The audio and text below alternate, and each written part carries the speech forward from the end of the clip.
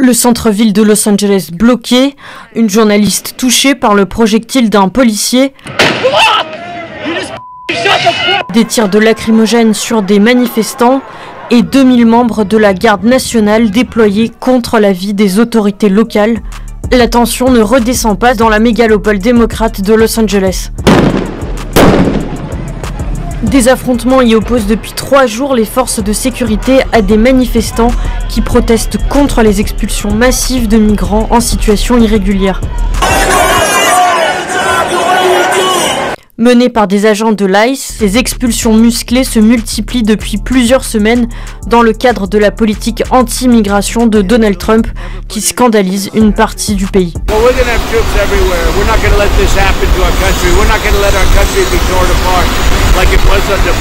Vendredi et samedi à Los Angeles, d'importantes opérations d'arrestation de migrants ont été menées par les services fédéraux de l'immigration américains, donnant lieu à de premiers rassemblements d'opposition.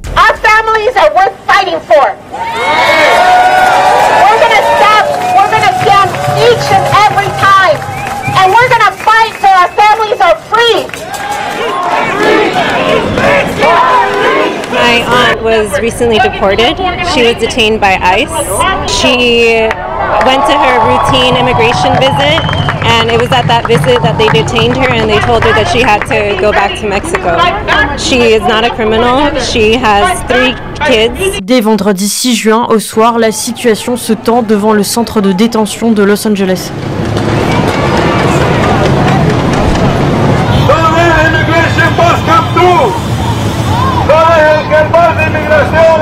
Samedi 7 juin, c'est à Paramount, banlieue de Los Angeles, majoritairement hispanique, qu'éclatent des violences.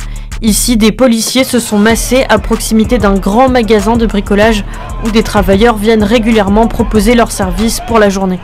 They're human beings just like any of us. We're Hispanics, we help the community, we help by doing the labor that people don't want to do. Pour tenter de contenir ces manifestations, Donald Trump a annoncé samedi soir le déploiement de 2000 membres de la garde nationale.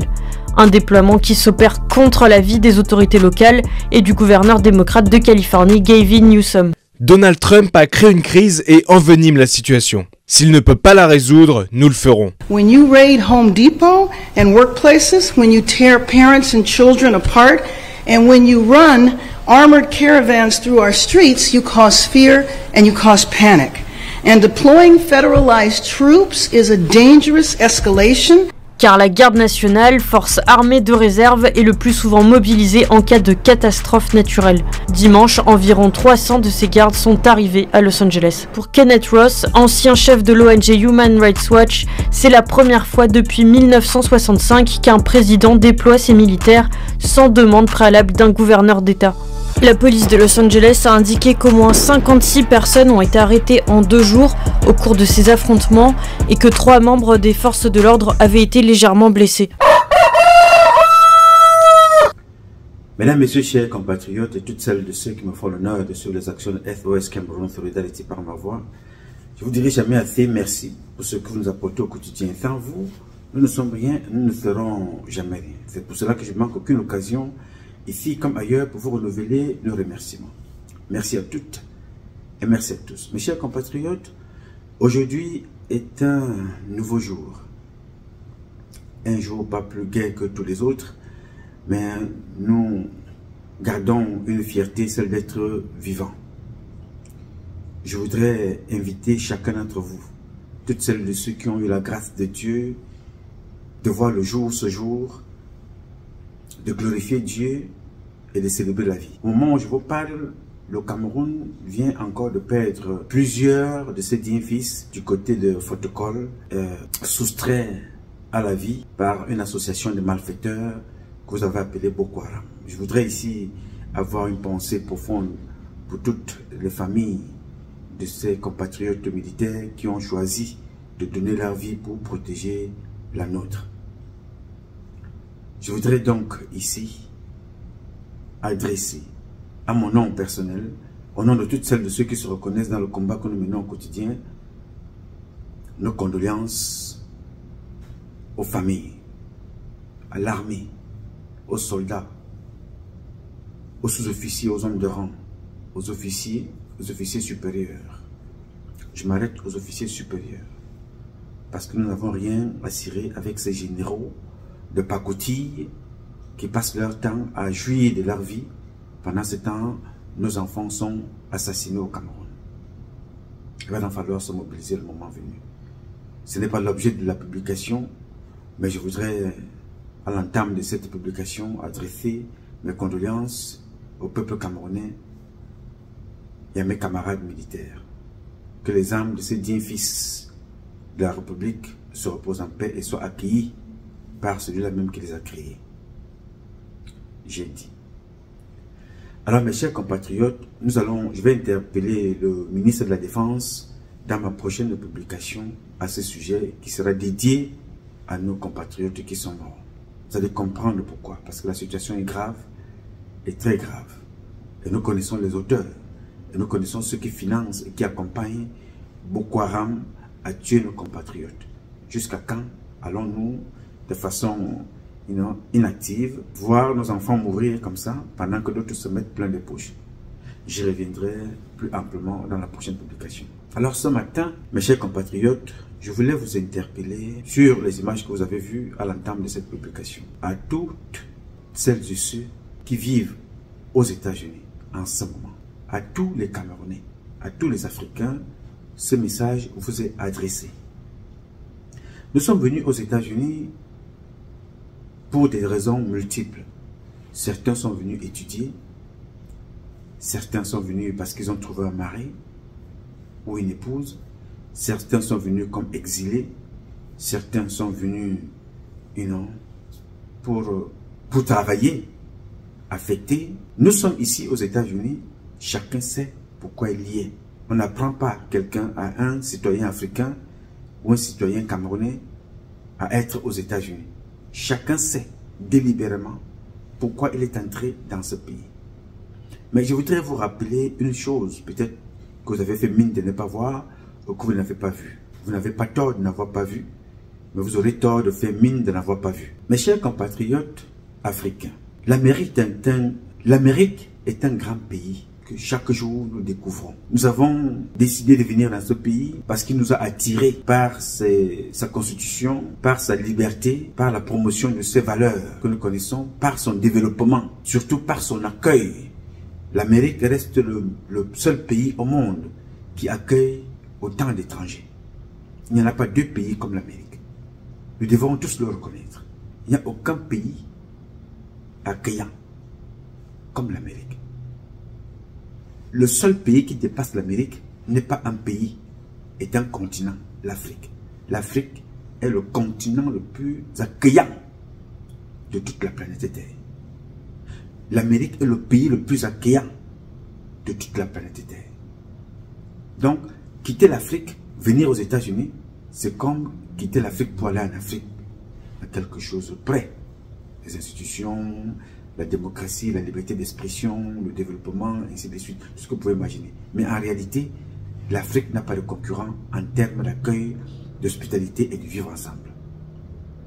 Je vous rappelle donc ce matin, au vu de l'actualité que vous avez suivie au départ, l'administration n'est plus la même. Mais je peux vous dire ici que l'administration du président Trump est l'une des meilleures administrations américaines depuis plusieurs décennies. En mal ou en bien, chacun d'entre vous devrait en tirer quelque chose.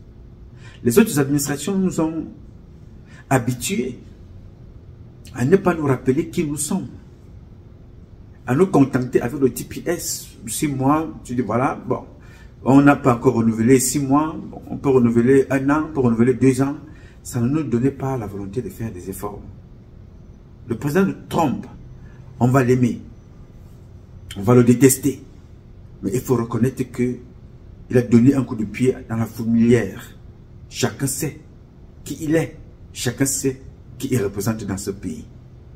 En mal ou en bien, il est très facile pour chacun de se poser donc de bonnes questions. Ce que je vous ai toujours dit, respectez ce pays, respectez tous les pays qui nous accueillent, respectez-les, parce que eux, ils nous ont au moins accueillis. Respectez la loi, respectez le droit, Respectez les gens qui y vivent. Même si on ne vous respecte pas, respectez. Depuis quelques jours, vous avez vu ce qui se passe à L.A. Tout le monde a observé. Ce message ne concerne pas les sans-papiers seulement. Ce message concerne ceux qui ont les papiers, même si tu es américain. Beaucoup d'Américains, plusieurs Américains ont été déportés. Il a fallu les hautes instances juridiques de ce pays pour que ces Américains, avec la nationalité et le passeport américain, comme toi, dans le sac. Je parle du passeport américain parce que c'est le diplôme suprême qui dit que voilà, tu es citoyen de ce pays, même si tu viens d'ailleurs. Certains ont été arrêtés et renvoyés chez eux. C'est vrai, ils sont revenus, mais à quel prix? Je ne vous parle pas de ceux qui ont la carte de résidence. Beaucoup ont été arrêtés et déportés chez eux, ils n'y reviendront plus. Certains sont revenus, mais on leur a imposé des accusations que vous connaissez. Terrorisme, vendeur de drogue et tout ça, sont en prison. Vous avez suivi ça. Certains avec des TPS ont été arrêtés, renvoyés chez eux, d'autres sont en prison. Alors, je vous dis tout ça pour vous faire comprendre que faites attention. Nous n'avons pas de leçons à donner à cette administration. Qui sommes-nous? Le président sait quelle est la politique qu'il recherche. Lui seul il sait quelle est la politique qu'il recherche. Toi, tu devrais donc te poser, c'est maintenant que tu devrais te poser la bonne question. Comme je vous l'ai dit tout récemment, quand tu viens dans ce pays, il faut te poser les bonnes questions. Qu'est-ce que je suis venu faire ici, dans ce pays? Qu'est-ce que j'attends de ce pays? Qu'est-ce que je veux? Avec qui suis-je venu dans ce pays? Comment y vivre? Comment y rester? Que faut-il faire? Comment faut-il le faire? Avec qui faut le faire? Quand faut-il le faire? Tu poses toutes ces questions-là, tu vivras heureux. Parce que en ce moment, c'est chacun pour soi. Vous avez vu un Camerounais là dehors aller manifester? Ceux qui ont les papiers, ceux qui n'ont pas. Parce qu'en ce moment, ce n'est pas ça. Ceux qui ont les papiers, ceux qui n'ont pas. Seuls ceux qui imposent ces arrestations savent ce qu'ils ont derrière la tête. Tu dois donc comprendre qu'en ce moment bien précis, tu es seul dans ce pays. C'est maintenant que tu comprends ça. Paul Biya n'est pas là pour que tu portes la tenue du RDPC pour aller manifester. Les opposants ne sont pas là. Ils sont au Cameroun. Tu es venu chercher ta vie. La réalité te rattrape. Je voudrais donc te passer un message. Que tu sois américain, camerounais, avec passeport américain, que tu sois résident camerounais, africain, avec la carte de résident dans ta poche, que tu sois demandeur d'asile avec TPS dans ta poche, prolongé de 2 ans, que tu sois sans papier, en ce moment, nous sommes, nous tous, dans le même sac. Alors ce que je voudrais vous dire ici, ce matin, on ne sait plus ce qui nous attend. À tout moment, on ne sait pas. Parce que quand tu vas à l'immigration, parce que tu as un rendez-vous à la fin de ce mois, tu ne sais pas si tu vas y retourner. Si tu n'y vas pas, c'est encore un autre piège. On te dira qu'on t'a convoqué et tu n'es jamais venu. Nous sommes donc piégés. N'est-ce pas? Parce que ils y vont dans des universités attrapés. Ils vont à l'intérieur de l'immigration, on t'attrape à l'entrée ou à la sortie.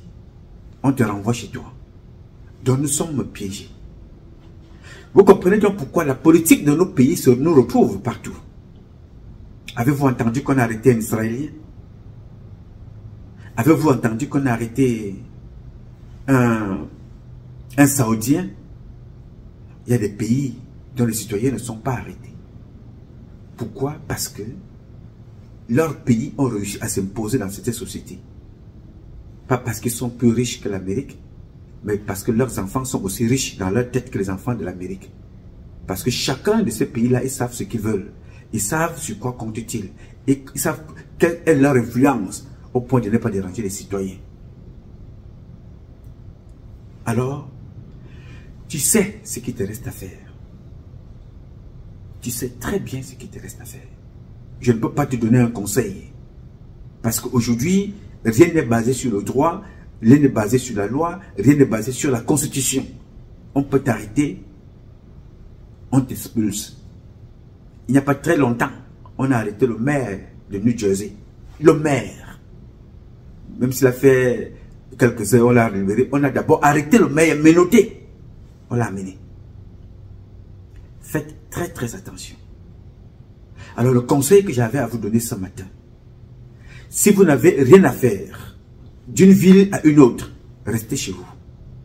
Si vous n'avez rien à faire d'un État à un autre, que vous soyez américain, que vous soyez résident, que vous soyez sans papier, que vous soyez demandeur d'asile avec TPS à la poche, faites très attention avec vos déplacements.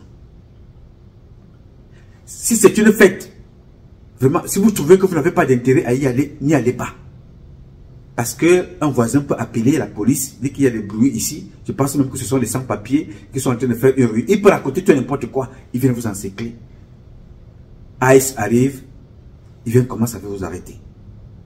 Tu finis ton travail. Rentre à la maison. Arrange-toi toujours à avoir l'oreille tendue.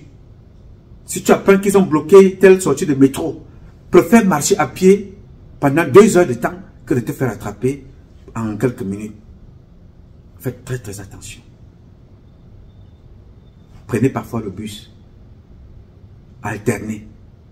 Il est facile qu'on arrête quelqu'un dans le métro, parce que parfois il bloque les portes de métro, que dans un bus. Apprenez à faire fonctionner vos cerveaux.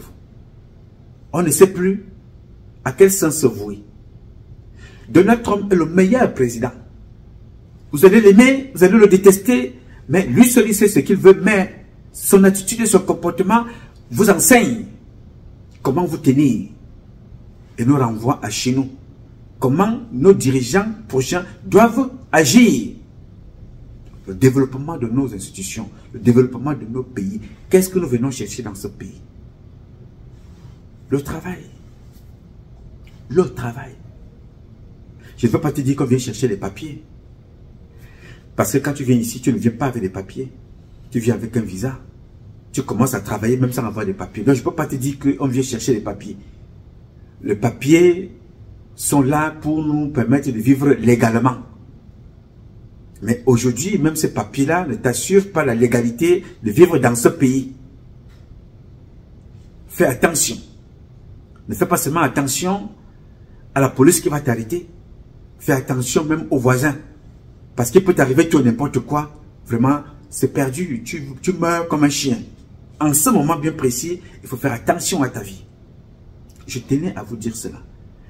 Le comportement de notre société en ce moment nous renvoie aux années de la barbarie. Où rien n'est respecté. Rien. Ça te démontre qu'à un certain moment, certaines choses ont été écrites sur les papiers, couchées sur les papiers, l'encre noire. Ce n'était pas parce qu'elles devaient être respectées, mais c'est parce qu'il fallait contrôler les hommes et les femmes à un certain moment de la société. Le temps passe, les gens expriment ce qu'ils sont réellement. Ce qu'ils sont réellement. Ce n'est pas une histoire de blanc ou de noir. C'est qu'il y a des gens qui détestent même l'humain, pensant qu'ils sont suprêmes. À chacun d'entre vous de réfléchir comment il devrait se comporter maintenant. L'avocat ne peut pas te défendre n'importe comment. Ça devient comme la loterie. Aujourd'hui, on est capable de te ôter la vie. Tu parles comme ça. Personne ne pourra revendiquer. Il suffit de voir les guerres qui se passent partout dans le monde. Les gens sont en train de manger, on les bombarde. On vous demande de vous déplacer, aller là-bas, on va vous bombarder ici. Pendant que vous êtes en train de vous préparer, on vous bombarde. Pendant que vous êtes en train d'aller, même là où on vous a demandé de partir, on vous bombarde. Personne ne dira rien. Personne ne dit rien. Vous posez donc la question de savoir, ces gens-là, que représentent-ils? Pourquoi ont-ils les églises dans leur pays? Pourquoi ont-ils des mosquées? Ils vous font comprendre qu'il faut croire en Dieu. Ils vous font comprendre qu'aller à l'église, c'est vous aimer les uns les autres. On vous bombarde. On vous tue. Certains vous font comprendre que leurs terres sont des terres saintes. Il faut aller là-bas croire à l'islam. Vous allez là-bas, les noirs sont traités comme les moins que rien. On vous dit, vous allez là-bas croire en Dieu. Vous payez vos billets d'avion, vous payez votre avion, vous payez où vous dormir, vous payez de quoi manger. Vous êtes traités comme des moins que rien dans cette société. Vous vous posez la question, avons-nous le même Dieu? Croyons-nous au même Dieu? Autrement dit, croyons-nous à la même religion? C'est une question de religion. Les musulmans d'un côté, les chrétiens de l'autre. Regardez comment les musulmans sont tués en Palestine. Regardez comment les musulmans sont traités dans certains pays. Nous dit-on, là où on va se posterner pour croire à Allah. Regardez comment vous êtes traités. Regardez comment vous êtes traités dans mon pays, le Cameroun. Vous n'avez même pas de mosquée. Mais vous payez des billets d'avion pour aller prier ailleurs. Vous n'avez pas de l'eau, mais vous payez des millions pour aller prier ailleurs. Regardez donc comment vous êtes traités dans cet ailleurs-là. Il est donc question de se poser de bonnes questions soi-même. Est-ce que l'église, c'est les murs? Est-ce que la mosquée, c'est les murs?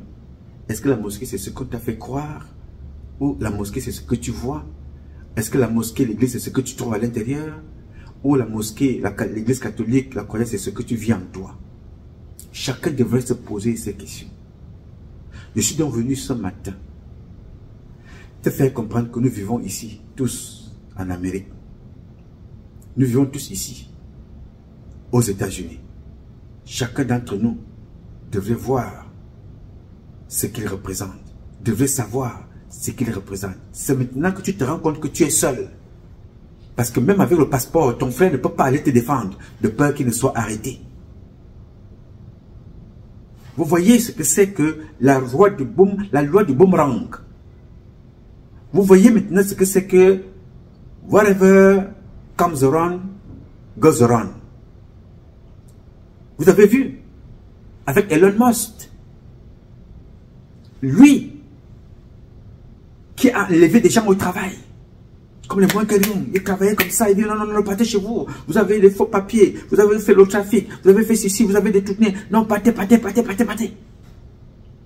Les enfants de Dieu, les humains, qui ont tout donné pour travailler, tu es venu comme ça, en quelques mois, tu as mis des gens au chômage, tu as mis des gens au quartier, parce que toi, tu es toi.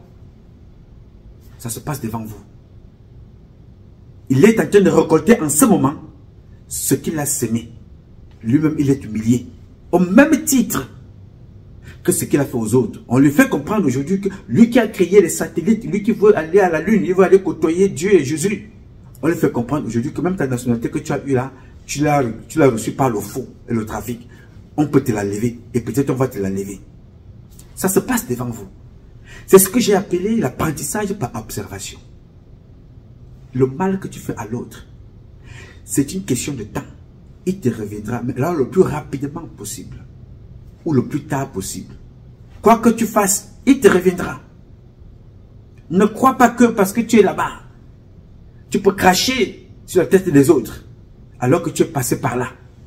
Et si les seules personnes autochtones de ce pays sont des Amérindiens, qui étaient les premiers ici, nous sommes tous des étrangers. Blanc ou noir, jaune, bleu, gris, violet, marron, tout ce que vous pouvez imaginer. Violet, tout ce que vous pouvez imaginer, nous sommes tous des étrangers. Mais c'est la loi du plus fort qui règne. La loi de celui qui a la signature, la loi de celui qui a la décision.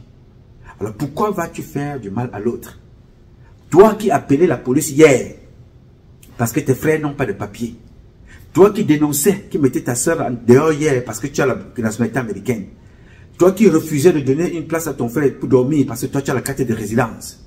Tu vois donc aujourd'hui que tu l'as retrouvé, même avec ton passeport, même avec ta carte de résidence, même avec ton TPS, même toi qui as un loyer, même toi qui n'as pas de loyer, même toi qui as acheté une maison, même toi qui n'as pas acheté une maison, vous êtes maintenant au même pied d'égalité. À tout moment, ça peut basculer. À toutes les minutes, ça peut basculer. Tu peux te retrouver chez toi avec le passeport américain. Tu peux te retrouver chez toi avec la carte de résidence. Tu peux te retrouver chez toi, dans ton pays, en Afrique, avec ton TPS. Ou alors, sans papier, parce que tu n'en avais pas. Nous sommes donc tous au même point d'égalité. J'ai beaucoup d'admiration et beaucoup de respect pour le président Donald Trump. Parce que son administration nous fait beaucoup réfléchir, nous fait avancer, nous fait voir beaucoup de choses, nous fait comprendre qu'on peut gouverner avec la vérité, nous fait comprendre qu'on peut dénoncer, nous fait comprendre qu'on peut dire ici dans cette société qu'il n'y a que l'homme et la femme dans cette société. Nous fait comprendre qu'on peut arrêter tout le monde, on peut te sortir de là où tu es, on peut te faire descendre Comme Elon Musk, on te ramène là, au sol. On peut aussi te faire comprendre que donc, les gens que vous voyez là, il ne faut pas les admirer. Il ne faut pas les envier. Il faut les respecter.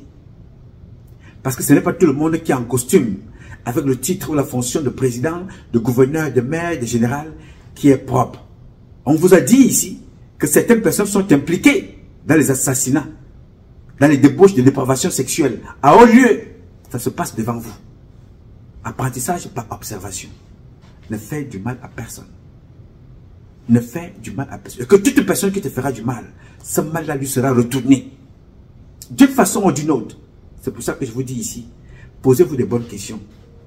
Pourquoi suis-je dans ce pays? Pourquoi suis-je ici? Je suis venu avec qui? Que suis-je venu faire ici? Comment dois-je faire pour m'en sortir? Avec qui devrais-je le faire? Quand devrais-je le faire? Comment devrais-je le faire? À quel moment devrais-je le faire? Toutes les questions, vous les avez. Juste, vous n'avez pas besoin d'aller à l'école. Vous avez tout devant vous. Ça se passe là devant vous. Aucun Camerounais n'est capable de sortir maintenant pour aller te défendre. Il n'y en a pas. Même pas un avocat. Alors, le mot dictature, le mot arrogance, le mot prétention, le mot malhonnêteté, le mot racisme, le mot tribalisme, tous ces mots-là, chacun peut essayer de trouver maintenant le positionnement de tous ces mots-là dans sa vie de tous les jours, même si tu es aux États-Unis, même si tu es en France. Aujourd'hui, vous connaissez, vous comprenez ce que c'est que la valeur des mots qu'on utilise pour faire plaisir, pour faire endormir. Vous comprenez maintenant ce que c'est que la valeur des droits humains. Quand on arrête des gens qui vont donner à manger aux autres, on vous arrête. Quand on arrête des personnes qui manifestent pour leurs droits, on les arrête. Vous comprenez donc maintenant d'où retrouve-t-on des vraies valeurs du vivre ensemble, de l'hospitalité. C'est en Afrique. C'est au Cameroun. C'est au Sénégal. C'est au Mali, au Burkina, au Niger. C'est en Côte d'Ivoire, c'est au Ghana, c'est en Centrafrique, c'est au Tchad, c'est au Nigeria. C'est ça, dans tous ces pays d'Afrique-là. L'hospitalité, c'est non. Alors, l'hospitalité, pour certains, ce n'est pas parce qu'ils vous aiment. C'est parce qu'ils attendent quelque chose de vous. Et quand ils n'ont plus besoin, ils sont capables de venir vous dire, partez chez vous. Même si vous avez le papier le plus important de ce pays-là. Même si vous avez le diplôme le plus important. Ils peuvent vous faire comprendre que vous n'êtes rien après vous avoir utilisé. Vous avez compris? La couleur dans ce pays et dans d'autres pays a un sens pour certains. Mais le noir est le seul qui a compris que la couleur n'est pas importante parce que vous êtes mort pour aller libérer la France. Le noir l'a compris. Mais certains pensent que la couleur est un privilège. Parce qu'ils sont blancs. Ou parce qu'ils sont noirs, alors ils ont un positionnement. Ils peuvent tout faire aux autres. Et vous voyez ça partout. Des gens qui arrivent au summum et vous font comprendre que vous n'êtes pas chez vous. Vous l'avez vu en France. Nicolas Sarkozy, lui qui est fils d'Hongrois, il vient lutter contre les émigrés. Darmanin, tous ces gens-là, ils viennent vous faire comprendre que vous n'êtes pas chez vous en France. Eux, ils sont chez eux parce qu'ils ont des postes de responsabilité. Nous, ça nous ramène tout simplement à une seule chose. À commencer à penser qui sommes-nous réellement. Nous le savons, mais je vous dis de vous rappeler qui vous êtes réellement dans cette société. Et vous devez donc comprendre que le savoir-vivre, l'hospitalité, le vivre ensemble, le partage partent de l'Afrique et sont hébergés en Afrique, vivent en Afrique. C'est pour ça que j'ai dit hier ou avant-hier que je vais essayer un peu d'échanger, interpeller des présidents africains, tant dans vos pays, comme je l'ai vu au Gabon, les Gabonaises et les Gabonais qui sont chassés de leur terre, dorment c'est-à-dire en plein air, pleurent avec leurs affaires dans leur pays. Et dans ce pays-là, les Libanais vivent, les Chinois vivent, ils sont propriétaires des terres, l'église catholique a les terres, les mosquées ont des terres, là-bas. Les étrangers ont des terres au Gabon. Mais les enfants gabonais, les Gabonais sont jetés dehors, quel que soit le motif. qu'on est prévenu il y a 150 ans, qu'on est prévenu il y a 10 ans. Il n'y a aucune raison qui puisse permettre à un Gabonais de dormir dehors, dans son pays, et que sa maison soit cassée. Il n'y a aucune raison, je dis zéro raison. Au Cameroun, la même chose. On casse les Camerounaises et les Camerounais pour vendre les biens aux Libanais et aux Chinois. Et ceux qui le font sont aux affaires. Les conséquences, nous les vivons ici, aux États-Unis. Tu es jeté dehors, tu es méprisé, avec papier ou sans papier, tu es traité comme ça. Parce que de l'autre côté, ceux qui nous dirigent au Cameroun ne sont pas là pour nous, pour nos droits, pour nos valeurs. J'ai vu des gens donner des marchés publics camerounais à des hommes d'affaires étrangers parce qu'on les a promis une carte de résidence en France. Vous connaissez ce monsieur-là? Il a géré le port parce qu'il est blanc. Il a promis la carte à certains ministres. On lui donne des milliards de marchés. Il l'amène chez lui parce que toi, tu vas envoyer ton enfant avoir la carte de résidence. Aujourd'hui, vous comprenez que ces cartes de résidence, on peut les retirer à n'importe quel moment. Ce passeport, on peut le retirer à n'importe quel moment. Mais eux, ils ont récupéré des biens. Ils l'ont fait à Mobutu. Ils le font à Obiangema. Ils le font à son fils. Ils ont fait à Ali Bongo. Aujourd'hui, il est en train de errer. Un président qui erre devient comme un mauvais esprit. Il erre partout. Après avoir donné des milliards et des millions à ces gens-là. Président de la République, il erre. Blaise Compaoré. Vous voyez ça? Vous voyez, ça se passe devant vous. Je ne peux pas vous refaire les mêmes publications tous les jours, mais je vous dis toujours, apprentissage par observation. Vous voyez, ça se passe devant vous.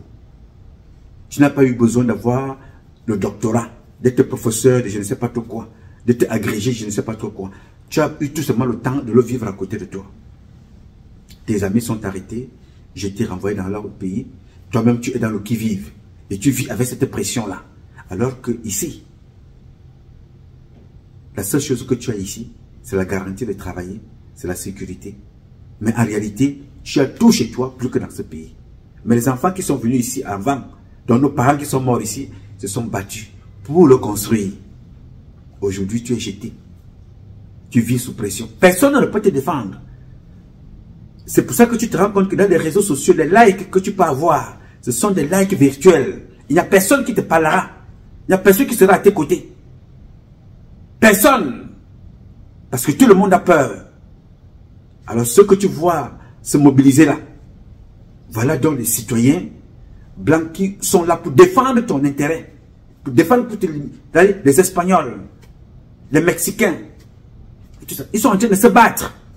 Compte les têtes. Tu vois combien de noirs. Il faut donc les voir derrière le parti de Paul Biya. Il faut les voir derrière l'opposition. Où sont-ils maintenant pour vous défendre? Où est Paul Biya pour nous? Où sont les opposants pour nous? Où sont les panafricanistes pour nous? Où sont ces gens-là? L'AES a compris. Il faut se bâtir chez soi, pour être libre chez soi, pour être indépendant chez toi. Je veux donc attirer ton attention. Ne te déplace pas de ta maison si tu n'as rien à faire dehors. Attends que ça se calme. Prie Dieu quand tu es convoqué ou tu es invité à aller dans ton interview. Prie, parce que tu n'es pas sûr qu'en partant tu reviendras. Je ne veux pas te faire peur, mais il faut y aller. Mais sois préparé en partant. Arrange tes affaires et arrange quelqu'un, prépare quelqu'un au cas où on t'arrête. Allez récupérer ci, allez récupérer ça, qu'on va te remettre à tel. Parce qu'on ne sait pas ce qui va arriver. C'est en ce moment-ci que la solidarité devait faire une corps. On devait avoir une très grande association, mais on s'est segmenté ici. Les Bamileke d'un côté, les Basta d'un côté, les Bétis d'un côté. Voilà. Aujourd'hui, non, débrouillez-vous. Non, débrouillez-vous. Il est quoi? Il est Bamileke. Allez là-bas. C'est un Bétis. Voilà donc maintenant. Nous sommes abandonnés à nous-mêmes. J'ai donc voulu te dire ça. Déplace-toi quand tu es sûr de te déplacer. Ne te déplace pas pour rien. Parce que même ta carte de résidence, ton passeport, ton TPS ne sont plus des garanties de déplacement. J'ai dit. Je m'appelle Nouma Patrice Freeman. Je réponds au 001 551 666 10 27. I love you, but God love you more. Thank you.